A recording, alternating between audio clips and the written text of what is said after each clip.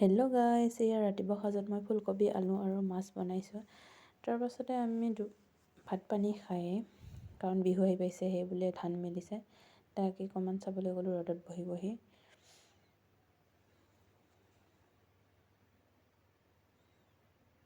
তাৰপাছতে ইফালে আকৌ আমাৰ কিবা মিটিং হৈ আছিলে, মই ৰাস্তাৰ পৰাই চাই আছোঁ কাৰণ বহুত বতাহ মাৰি আছে আৰু বহুত দিন হ'ল ভিডিঅ' দিব পৰা নাই কাৰণ ল'ৰাটো অকণমান গা বেয়া।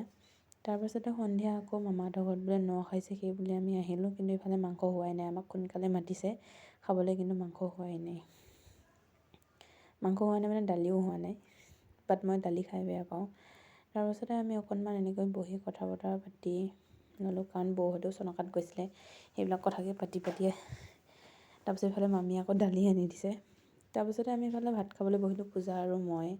এইফালে হৈছে গাহৰি পেটু কয়নে ভোৰ কয় নাজানো, এইফালে চাটনি, পদিনা চাটনি, তাৰপাছত এইফালে ব্ৰইলাৰ আৰু দাইল নাই আৰু মাছ কচুৰ লগত বনাইছে, সেইকাৰণে মই খোৱা নাই।